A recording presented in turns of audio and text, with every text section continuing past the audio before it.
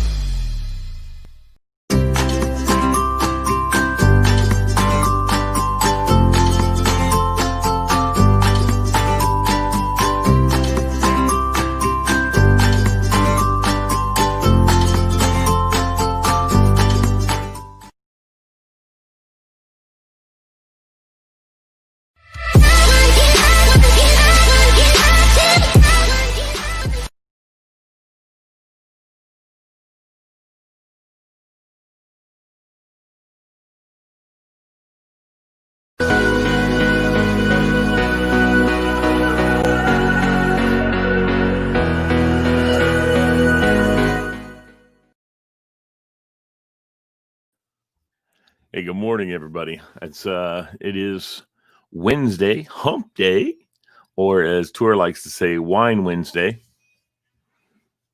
I don't drink wine, so it's not really a Wine Wednesday for me. There's my girl, Sam Barker. Hey, Samantha. How are you, dear? I'm glad you're tuning in today. I've got a few things to chit-chat about.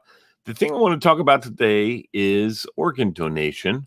We want to be encouraging, and we want to encourage people to reach out and touch the lives of other families and other people by being an organ donor. And it's something you can do right now as you're still alive, or you can, obviously, after you've passed, then they can save lives. Save lives because of your generous donation. And I would suggest to you that, people don't think about a lot of different things when they're thinking about. A lot of people do the check mark. In some countries, donation is mandatory. You can opt out of it, but if you don't opt out, your body is going to be used for organs to save other lives, which, in my personal opinion, we have the old free will thing and everything, and we have the freedoms in the United States to choose what we want and what we don't want to do. So I suggest that we move to giving, being donors automatically, unless we choose, which we have the right to do, to not give our organs for transplant. So I know and I can go through this little bit right now for you. I had 2 lungs put in me last June 5th of 2019, just over a year ago. And I can tell you that it saved my life, obviously. And it's also made a huge, huge difference in my life, because I now have 2 contraptions inside my body that work efficiently, unlike what I had in there. So, I went through a lot of stuff leading up to that, where I think people had the idea that I was just lazy and didn't want to walk and didn't feel like doing stuff, when in fact, and that's how I thought of myself as well. I don't know what. But that's how I thought of myself as well. But because I didn't know I had a lung disease. And so basically I knew I had sarcoidosis. I knew it affected my lungs to a certain extent, but I had no idea it was going to affect my lungs to the extent that it actually did, causing an interstitial lung disease. So I And sarcoid, they don't know. It wasn't cancer. There's no cancer in my body. I did smoke quite a bit as a kid and a young adult. And most of my early adult life, but there's no effect on me from that as far as my lungs were concerned. Well, I'm sure there had to have been some. But, that was the disease was not, I didn't cause the disease. They have people who have, who've been alcoholics and have liver issues. And, to an extent, they've caused that, which is why they're trying. I think one of the reasons why some doctors believe that that alcoholism is a disease. I don't know exactly what the definition of disease is, but alcoholism is something that, is something that, that is awesome, buddy. I am rocking the red. I just heard from Tora. He's going to be working on Capitol Hill. I'm so happy for him. I wonder who you're going to be working for, Tora. Tell the world. So I encourage everybody, I don't have the card in front of me, but sorry about that. But I can look it up here real quick with the Washington Area Transplant Association. Nope, that's Transit Authority. WMATA. Okay, WMATA.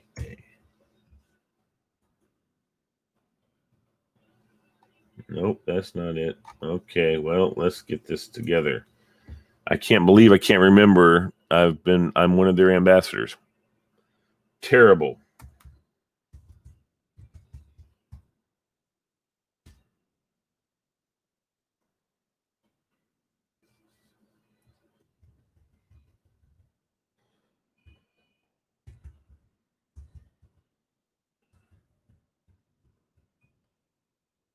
Organ donors is what we're looking for.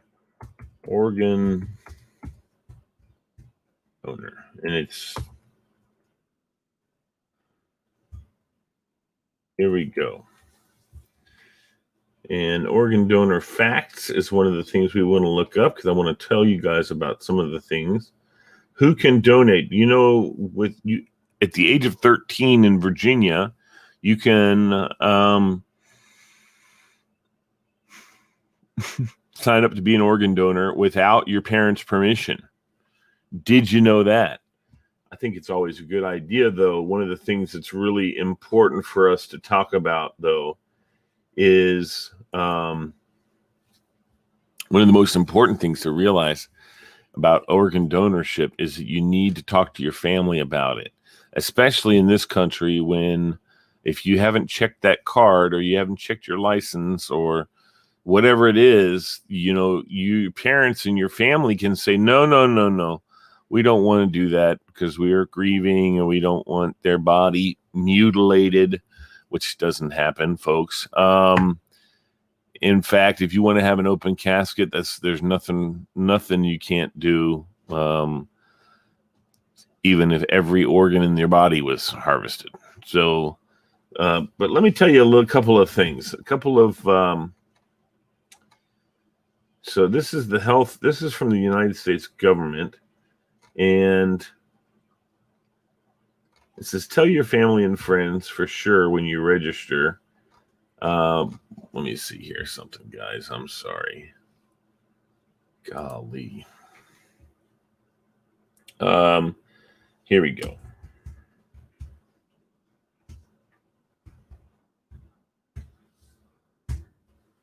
All right. Donate Life America and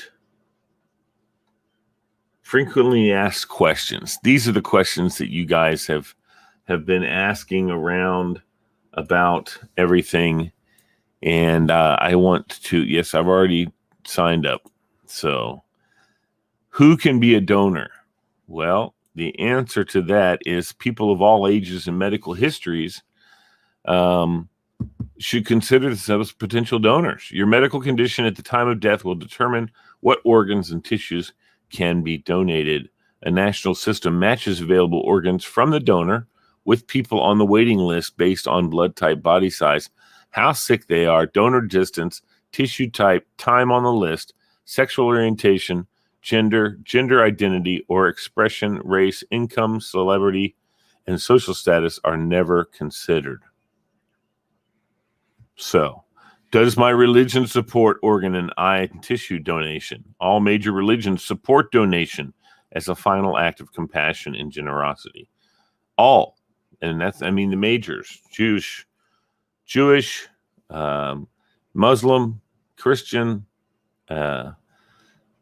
even Jehovah's Witnesses. The only thing with Jehovah's Witnesses, for those of you who like information, is they don't do blood products. So organs that have been drained, no problem.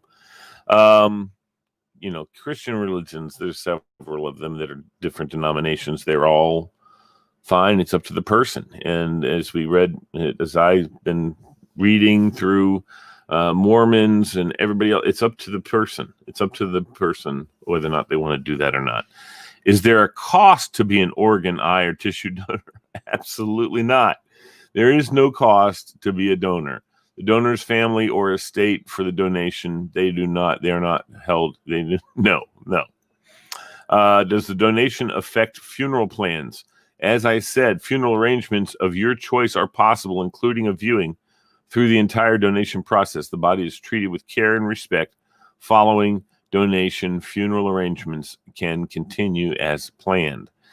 Now, does the registering as a donor change my patient care? Now, that's a question that a lot of people have had issues with over the years. And I will tell you that that is not the case at all. I don't care who you are or what you say. There's no chance that that's something that happens. Your life always comes first. Your life always comes first. Okay? They do everything they can to save your life. Okay? Doctors work hard to save every patient's life. Sometimes there is a complete and irreversible loss of brain function. The patient is declared clinically and legally dead. Okay? Only then is donation an option. So I will tell you, for instance, in my case, and this is what I heard, my lungs, there's a couple different organs that have to be pulled from a functioning body. Okay? Now, I'm not saying living, because they're not living. You just read that clinically and legally dead. They are not alive anymore. However, their body continues to function due to extreme things that the doctors can do. There's machines that keep the blood pumping through bodies. If they have to, like, for instance, they can remove organs one at a time, and the body continues to. It's an operation, folks. They don't just go in there and say, "All right, snip, snip, go." It's not how it works, and it's not funny. I don't know why I'm laughing. I just picture that, and it's just kind of silly. It's not how it works. And, they go in and surgically remove these organs in such a way that they can be re-surgically attached to another person to save their life. Okay? It says here, can someone who is gay become an organ, eye, or tissue donor? Sexual orientation, gender identity, or expression does not prevent someone from registering as an organ donor. You can save a life. It doesn't matter. Any of that doesn't matter. Everyone is encouraged to register the decision to be an organ donor at registerme.org. Registerme.org. However, certain regulations mandated by the Food and Drug Administration may affect a person's eligibility for eye and tissue donation. You can find out more on the LGBTQ plus fact page here on Organ Donors Donate Life. All right. Now, in 2015, the HIV Organ Policy Equity Hope Act was passed, allowing for HIV-positive organ donors to donate to recipients living with HIV. Interesting. The law also allows for a person living with HIV to be a living donor to a transplant candidate living with HIV. As of December 20th, 2018, thanks to HOPE Act, the generosity of HIV positive deceased donors have already given 100 life-saving organ transplants, and they've been performed with candidates living with HIV. That's incredible, folks. That's incredible. Does my social and or financial status play any part in whether or not I will receive an organ if I need one? It says no, but it has a little bit to do with it. No, a national system matches available organs from the donor with people on the waiting list based on blood type, body size, how sick they are. Are you live? I am. Okay. Donor distance, tissue type, and time on the list. Race, income, gender, celebrity, and social status are never considered. However, let me tell you that one of the things you need to understand about that whole thing is that if you're living in a socially promiscuous or, and I don't mean promiscuous just as far as sex is concerned, I mean as far as how you live your life, and there's a chance, or if you do have hepatitis or other types of things that are bloodborne, there's going to be a situation. If you're going to be receiving organs, then you have to your numbers have to be a certain place. So I guess there's no discrimination as far as that's concerned, but you're not going to be getting an organ over top of someone. If you're still alive and living and being treated and you can function, there's people who cannot function and need the organ, and therefore they're higher on the list than you. So let me see here. Why is it important for people of every community to donate? Well, although donation and transplantation can take place successfully between individuals from different racial or ethnic groups, transplant success is often better when organs are matched between people of the same racial or ethnic background.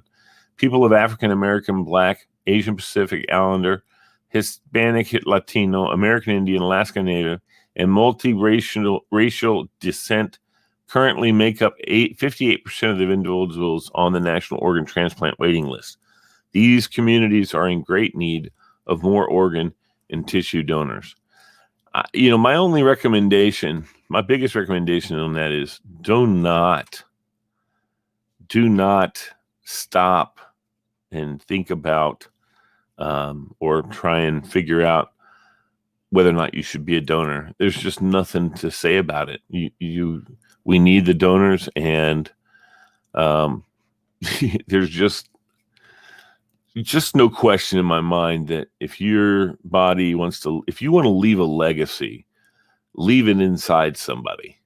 I know that there's lots of people out there that are saying things like, More Joy Media liked it. Who's on? Oh, it must be my man, Billy Riley or Lisa. Anyway, so basically, if you want to, leave a legacy, I'm going to tell you that the lungs that are in me, I hope to one day meet the family. If not, that's fine. It's up to them. But if I meet the family, I want them to know that whoever it was that passed, that I got their lungs, which was probably someone younger than me. That's all I know, though. It's very personal. Information is very secretive. That means that life was cut short. And I want to be able to say, no, it wasn't completely cut short because they're still alive, in me. So I'd love to be able to tell people that. Living donations. There's all kinds of different ways to donate, folk. Living donation, deceased donation. So deceased, a person who's passed away, eye or tissue donation is the process of giving an organ, a part of an organ, eye or tissue at the time of the donor's death for the purpose of transplantation to another person. At the end of your life, you give life to others. There's vascularized composite allografts, which basically means transplant of multiple structures that may include skin, bone, muscles, blood vessels, nerves, and connective tissue. The most commonly known of type of VCAs are for hand and face transplants. Pediatric donation. Oh my gosh, y'all. We need to make sure as families that we, it's hard because when you've lost a child for whatever reason, it's hard to even think about. It's something that you just can't grasp in the moment. So, there needs to be a decision made long before it has to be made. And that's difficult and it's hard, but it's something that I think is very important for people to do.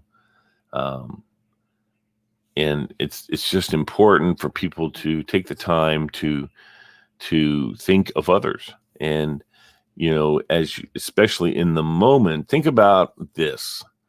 Think about the fact that if your child was suffering from a lung disease or liver issue or kidney issue or got burned and they were in desperate need of transplant, what wouldn't you do to have the opportunity to have your baby in your life longer? So, and that's what you need to be thinking about ahead of time, because you can do that for somebody else, possibly. But that's hard to think about, but you got to think about things like that. There's organs and tissues for transplant: the heart, lung, kidney, liver, intestines. People don't think about that. Pancreas, cornea, tissue. There's so many things you can, if by donating your organs, by donating a heart, you save a life. By donating a lung, you save a life. You could save 2 lives because you can put your 2 lungs into 2 different people. How about that? Kidney, same way. You can put a kidney from 2 of your kidneys, 1 in each person. That's 5 people you can save right there. Okay. The liver, you can give the liver. There's a possibility. I've never asked anybody this, but I guess there's a possibility you could save 2 people with 1 liver, because you can surgically, because the liver is a living donor. You can be a living donor with liver. So I never thought of that. Intestines. I don't know how life-threatening living without, I don't think it is. It's not one of the life-saving issues, but you can, corneas, eyes, help someone see. Wow. Pancreas, tissues. Ladies and gentlemen, there's so many things. 1, 2, 3, 4, 5, 6, 7, and 8. I'm guessing there's just so many other things that can be donated. I just pray that you touch the hearts of the people watching today and encourage them to be organ donors, because that's such an important thing. So that's one of the things we like to do here at More Joy, and as part of our thing. And we also have a guest this afternoon at 4:30, Nate Daniels, who's he's won with his team at Annandale High School, won 2 different state championships. It's exciting, but I'm not sure we're talking about the same person. It's driving me nuts, because when I looked him up online, it looked like he was a receiver, and my Nate Daniels is not a receiver. He's a badass middle linebacker. He's a Mike, or probably plays any position in the middle. So, but we'll figure it out. Tor tells me that he is in fact a linebacker, so that's good. So I'm pretty sure this is the same person. I got all kinds of stories to tell. I've covered high school sports in this region. I covered it for like 25 years, right there in the middle of when Nate and the Annandale Adams won their 2 state championships. And it was exciting. We covered a lot of their games. And we were excited to be able to go out and do their games and see them win their state championship, follow them all the way to the state championship in some cases, and report on that and get to know some of the kids. And especially for me personally, to get to know Dick Adams. Dick Adams is an incredible man. And, it's going to be a good time to talk with Nate and have a chance, hopefully, for Dick Adams to tune in and watch. So anyway, that's what I got to say about that. So there's nothing more really to say except for I want to encourage you guys to go to donatelife.org and put in that you're a donor. And that would just make me feel great. And when you're listening and watching, please don't forget to share and like. I appreciate you. Pass this along to people about donation. And if you have any questions, please don't hesitate to, send us an email at morejoy111@gmail.com. Sorry, morejoy111@gmail.com. And I can always answer the questions you have for donation. I just don't have my book and everything in front of me here. It is in the studio. So that's what we're looking forward to going to tonight, to do the 4:30 show and the 7 o'clock show. So we'll hope you will join us for both of those shows tonight. The 7 o'clock show, of course, is Lisa, my girl, my friend, my buddy, Lisa Marie. And hopefully Billy Riley will be joining us as well. But we are going to be doing our Love Hacks show on the Nova More Joy Media presents Love Hacks. So Nova Love Hacks. I love it. We look forward to seeing you tonight when that show's on. And then, of course, today at 4:30, again, I'll mention it again because I know Tora is just bombing me with questions like that. Got a couple more people tuning in on my personal webpage, and I would encourage all those people who are on my personal webpage to please go to the More Joy Media Facebook page or the More Joy Media YouTube page, and like and subscribe and follow and share and all that good stuff. That would be something that would just warm my cockles. I don't know what cockles are, but it's not rude, I'm sure. So that's where we are, folks. Ladies and gentlemen, thank you so much for watching. Be encouraged this morning. Don't forget, 4:30, Nate Daniels is on today. And then Lisa and myself and perhaps Billy Riley will join us at 7 o'clock tonight. 7 o'clock tonight. So enjoy yourselves. Have a great weekend. Have a great rest of the week because it is hump day. We're on our way back down the hill to Friday and the weekend. So enjoy yourselves.